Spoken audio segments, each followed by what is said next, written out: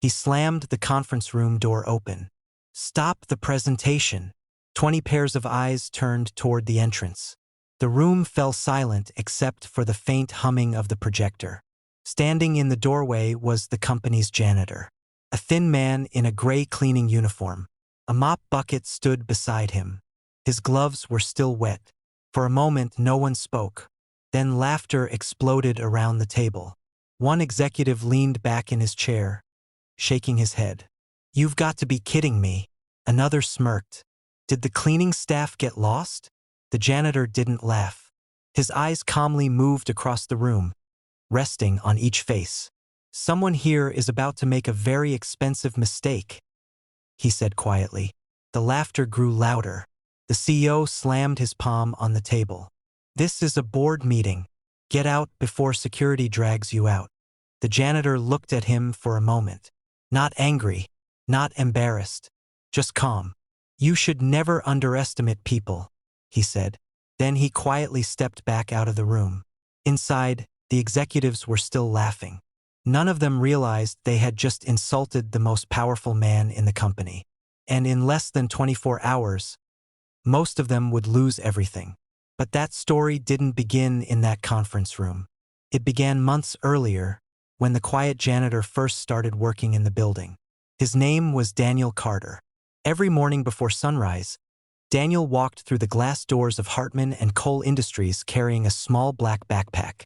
He always arrived early, always left late. Most employees barely noticed him. To them, he was just another janitor pushing a cart through the hallways. But Daniel noticed everything. He watched how employees treated receptionists. He listened to how managers spoke to interns. He saw who held doors open and who pretended not to see the cleaning staff at all. Daniel rarely spoke unless someone spoke to him first. And most people never did, except one person. Her name was Sophie. She was a young intern who had started working there 3 weeks after Daniel. Unlike most employees, Sophie actually smiled when she saw him. "Good morning, Mr. Carter," she said one day as she walked past him mopping the hallway. Daniel looked up slightly surprised. "Good morning. You don't have to call me sir," he said gently. Sophie laughed. "You look older than my professors. It feels disrespectful not to." Daniel chuckled softly. That small moment turned into a daily routine. Every morning Sophie would stop by the break room where Daniel cleaned the coffee machines. "How's your day going?" she would ask. "Peaceful," Daniel usually replied. But Sophie quickly noticed something unusual. One night she stayed late finishing a report. As she walked past the empty conference room, she saw Daniel sitting alone at the table. In front of him were 3 thick books: business strategy, corporate leadership, financial markets. Sophie stopped at the door. "You read those?" she asked. Daniel looked up calmly. "Yes." "Why?" she asked, confused. I mean, a janitor?" Daniel finished with a small smile. Sophie immediately looked embarrassed. "I didn't mean." "It's all right," Daniel said. She pointed at the books. "Those are the same books our executives read." Daniel closed one of the pages carefully. "Knowledge doesn't belong to job titles," he said. Sophie studied him curiously. "You're not a normal janitor." Daniel smiled but didn't answer. From that day on, Sophie paid closer attention. She noticed Daniel reading financial newspapers during breaks. She saw him watching business interviews on his phone. Once she even caught him correcting an error in a financial chart someone had left in the break room. "You understand this stuff?" she asked. Daniel glanced at the chart. "The projections are wrong," he said. Sophie looked shocked. "How can you tell?" He pointed at one small number. "Because if that number were correct, this company would already be losing millions." Sophie blinked. "How do you know that?" Daniel simply shrugged. "Numbers tell stories," he said. But the deeper mystery began one rainy afternoon. The entire company was in chaos. Employees rushed through the hallways whispering. Phones were ringing nonstop. Something big had gone wrong. Sophie overheard 2 managers arguing near the elevator. "The investor is pulling out. This deal was worth hundreds of millions.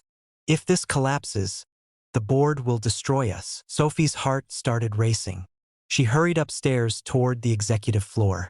Inside the large conference room, the company's top leaders were already gathered. The atmosphere was tense. Papers scattered across the table. The CEO paced back and forth. "This cannot fall apart," he snapped. "We've been negotiating this deal for 6 months." One executive spoke nervously. "The investor believes our expansion projections are unrealistic." Another added, "They think our leadership structure is unstable." The CEO slammed a folder down. "That's ridiculous." Then someone quietly said, "What if they're right?" The room went silent. Meanwhile, outside the conference room, Daniel was quietly mopping the hallway. The door wasn't fully closed, and every word inside drifted into the hallway. Daniel listened carefully, not gossiping, analyzing. Numbers, decisions, mistakes. After 10 minutes, he slowly stopped mopping. His eyes narrowed slightly. Something they said was wrong, very wrong. The next morning started with chaos. Phones rang nonstop. Assistants rushed through hallways carrying folders. Executives barked orders as if the entire building were on fire. The investor was arriving in less than an hour, and the entire company was desperate. Inside the executive conference room, tension hung thick in the air. "We cannot lose this deal," the CEO said sharply. His name was Victor Langley, a man known for his ruthless leadership and explosive temper. He adjusted his expensive suit and stared at the executives around the table. "If this investor walks away today, the board will tear this company apart." One executive cleared his throat nervously. "We've revised the projections." Another added, "We've prepared a new expansion strategy." Victor slammed his hand on the table. "Then why am I hearing rumors that they're still hesitating?" No one answered. The silence felt dangerous. Meanwhile, outside in the hallway, Daniel quietly pushed his cleaning cart across the polished marble floor. He looked exactly like he always did. Simple uniform, quiet expression, invisible to everyone rushing past him. Except Sophie. She spotted him near the elevator and hurried over. "You were right," she whispered. Daniel raised an eyebrow. "About what?" "The investor," Sophie said. "They're terrified." Daniel nodded slightly. "They should be." Sophie glanced around to make sure no one was listening. "Please tell me what's going on," she said softly. Daniel leaned against the wall beside his cart. "What do you think happens when leaders become arrogant?" he asked. Sophie frowned. "They make mistakes?" Daniel nodded. "They stop seeing people." He looked toward the conference room doors. "And when leaders stop seeing people, they stop seeing problems too." Sophie crossed her arms. "You're talking like you've seen this before." Daniel smiled faintly. "I have." Before Sophie could ask another question, the elevator doors opened. 3 men stepped out. The first was a tall assistant carrying a briefcase. The second was a sharply dressed lawyer. And the third man walked slowly behind them. Gray hair, calm eyes, quiet presence. The hallway instantly fell silent. Victor Langley rushed out of the conference room with several executives following behind him. "Mr. Whitmore," Victor said with forced enthusiasm. "Welcome to Hartman and Cole." The older man nodded politely. This was the investor everyone had been panicking about. Edward Whitmore, a billionaire known for buying companies and replacing entire leadership teams overnight. Victor extended his hand confidently. "We're honored to have you here." Whitmore shook his hand once. His expression didn't change. "I'm here to observe," he said calmly. Victor laughed nervously. Of course. He gestured toward the conference room. "Please, this way." The group began walking down the hallway. Executives followed closely behind Whitmore, talking quickly and nervously. But something strange happened. Whitmore suddenly stopped walking. His eyes moved across the hallway. Then they landed on someone standing quietly beside a cleaning cart. Daniel. For a moment, Whitmore simply stared. Victor noticed and quickly spoke. "Oh, ignore him," Victor said with an annoyed wave. "Just the janitor." Whitmore's eyes narrowed slightly. He took 2 slow steps toward Daniel. The entire hallway went silent. Victor looked confused. Is something wrong? Whitmore stopped directly in front of Daniel. Then something happened that made every executive freeze. Whitmore smiled. Daniel Carter, he said warmly. I was wondering how long you'd stay hidden. The hallway exploded with confusion. Victor blinked. You know our janitor? Whitmore chuckled softly. Know him? He turned toward the stunned executives. You people truly have no idea who you've been talking to. Do you? Daniel sighed quietly. I was hoping to stay unnoticed a little longer. Victor laughed awkwardly. This is ridiculous. But Whitmore's expression turned serious. Ridiculous? He repeated. Yes, Victor said impatiently. He's part of the cleaning staff. Whitmore slowly turned his head toward Victor. No, he said calmly. He's not. The air in the hallway suddenly felt heavier. Whitmore looked back at Daniel. Are you ready to stop pretending? Daniel rubbed his forehead slightly.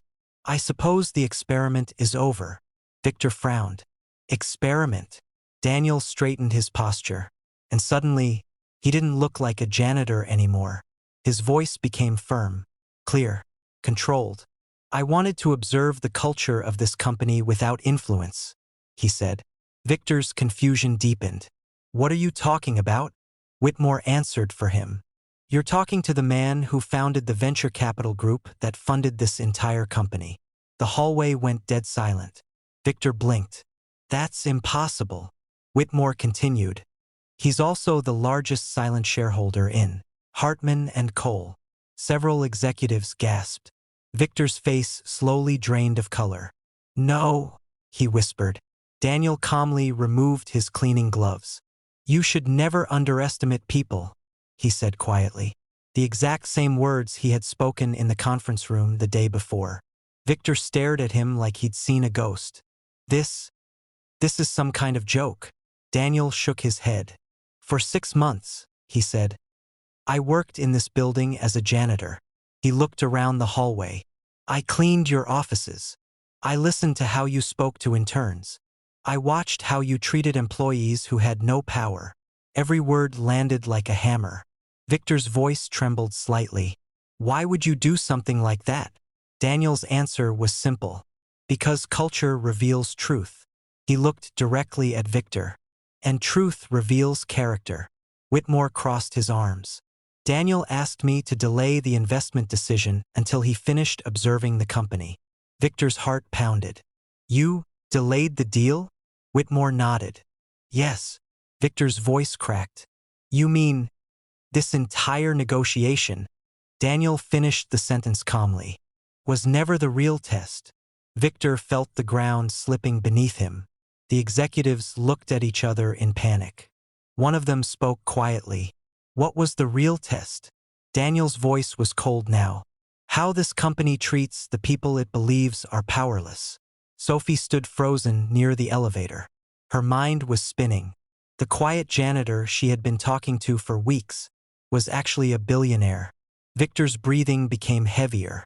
You can't judge leadership based on something like that. Daniel tilted his head slightly.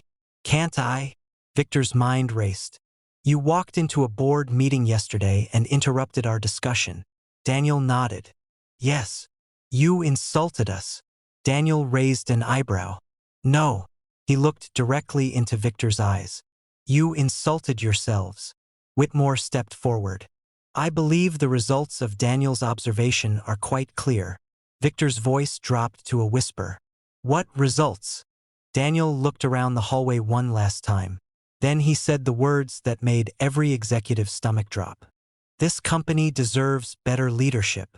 And the consequences of that decision were about to change everything. But what Victor Langley didn't realize was that the biggest shock was still coming. Because the person Daniel trusted most in the entire building was someone no one expected. Victor Langley felt sweat forming on his forehead. The hallway that once belonged to him now felt like a courtroom. Every employee standing nearby had stopped moving. No one spoke. No one dared interrupt what was unfolding. Victor forced a laugh, but it sounded hollow. This is absurd, he said. You can't just walk in here and threaten leadership because of some little social experiment. Daniel didn't raise his voice. He simply looked at Victor the same calm way he always had while pushing his cleaning cart. For 6 months, Daniel said, I watched how decisions were made in this building. Victor crossed his arms defensively. And I watched how people were treated. His eyes slowly moved across the executives. I saw interns humiliated. I saw assistants blamed for mistakes they didn't make. I saw employees work themselves to exhaustion while leadership took credit. Every sentence made someone shift uncomfortably. Victor shook his head. That's corporate life. It's not a charity.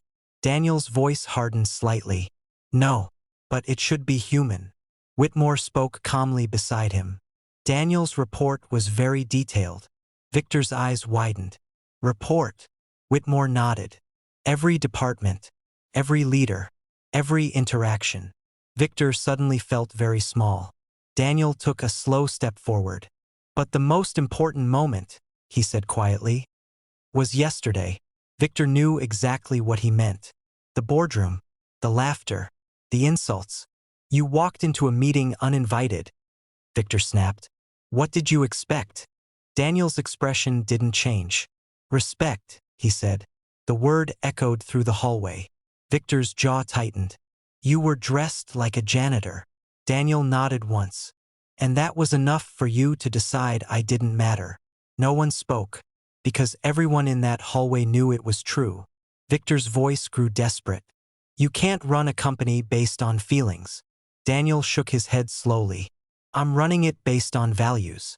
Victor's eyes widened. Running it? Daniel looked directly at him. Yes. Whitmore spoke calmly. Daniel holds 38% of the company's shares. Victor felt like the air had been punched out of his lungs. That's impossible. Whitmore shrugged slightly. It's public record. Daniel folded his arms. And the board agreed to let me review leadership performance. Victor's voice cracked. You mean, decide who stays? Daniel nodded. Yes. The hallway felt colder. One executive whispered under his breath, Oh my God! Victor stepped forward angrily. You can't fire leadership because of a misunderstanding. Daniel raised an eyebrow. A misunderstanding? Victor pointed toward the conference room. You interrupted a private meeting. Daniel's voice sharpened. No, Victor. He stepped closer. I offered a warning. Victor froze. You said someone was about to make a mistake, he muttered. Daniel nodded. Yes. Victor's eyes narrowed. What mistake? Daniel turned slightly and gestured toward Whitmore. The mistake of thinking this investment decision was about numbers. Whitmore smiled faintly. Victor looked between them. You're telling me the deal wasn't about the projections? Whitmore chuckled. Not entirely. Victor stared in disbelief. Then what was it about? Daniel answered simply. Leadership. The word felt like a hammer dropping. Whitmore added, Money follows leadership, not the other way around. Victor rubbed his temples. This is insane. Daniel's voice softened slightly. Is it? He looked down the hallway. When I first started here, I spilled coffee in the lobby. Victor blinked. What? Daniel continued. I slipped and dropped an entire tray. He looked back at Victor. Do you remember what happened? Victor frowned. No. Exactly. Daniel's eyes moved toward Sophie. But someone else remembered. Sophie felt every eye suddenly turn toward her. Her heart jumped. Daniel smiled gently. She helped me clean it. Victor looked confused. That's irrelevant. Daniel shook his head. No, Victor. He pointed toward Sophie. That moment told me more about this company than any financial report. Sophie's voice was barely a whisper. You noticed that? Daniel nodded. Yes. Victor scoffed. So now interns run the company? Whitmore raised an eyebrow. You'd be surprised how often wisdom comes from unexpected places. Victor's frustration exploded. This is ridiculous. I built this company's success. Daniel tilted his head. Did you? Victor slammed his hand against the wall. Yes. Daniel calmly asked one question. Do you know the name of the receptionist on the first floor? Victor froze. Silence stretched. Daniel waited. 5 seconds. 10 seconds. Victor said nothing. Daniel nodded slowly. Her name is Maria. Victor looked away. Daniel continued. She works 12 hours a day and greets every client with a smile. Another pause. Do you know the name of the security guard who works night shift? Victor's face hardened. Daniel answered for him. His name is Thomas. Whitmore watched quietly. Daniel spoke again. Leadership isn't about knowing profits. It's about knowing people. Victor whispered. You're destroying everything. Daniel shook his head. No. His voice was calm but powerful. I'm saving it. Whitmore looked at Victor. The board will review Daniel's recommendations this afternoon. Victor's face turned pale. What recommendations? Daniel answered. A complete leadership restructure. Several executives gasped. Victor's voice trembled. You're replacing us? Daniel's eyes moved slowly across the group. Some of you. The tension became unbearable. Victor whispered. And who decides who stays? Daniel didn't hesitate. I do. The hallway went silent again. Victor's shoulders slowly sagged. He realized something terrible. For months he had ignored the quiet janitor, mocked him, dismissed him, and now that same man held his entire career in his hands. Daniel looked at Sophie again. Except one recommendation is already decided. Sophie's heart began racing. Victor noticed. What does she have to do with this? Daniel smiled slightly. Everything. Sophie shook her head nervously. I'm just an intern. Daniel spoke gently. No. He pointed toward her. You're proof that integrity still exists in this company. Victor laughed bitterly. You're promoting an intern? Daniel's voice was steady. I'm promoting character. Whitmore nodded approvingly. Victor looked around desperately. No one defended him. No one spoke. Because deep down, everyone knew Daniel was right. The quiet janitor they had laughed at had seen everything. And now he was about to change everything. Daniel finally turned toward the elevators. This conversation will continue in the boardroom. He pressed the button.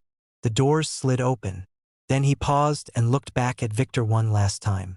Remember yesterday when you said I should clean the floors instead of standing in the boardroom? Victor couldn't answer. Daniel stepped inside the elevator. Today, he said calmly, we'll see who truly belongs in that room. The doors slowly closed, and Victor Langley realized the most dangerous mistake a person could make was underestimating the quiet man in the room. If the story surprised you, take a moment to like the video. And if you believe respect and character matter more than titles, subscribe to the channel and comment below with one word. Respect. Because sometimes the people the world ignores are the ones quietly shaping the future.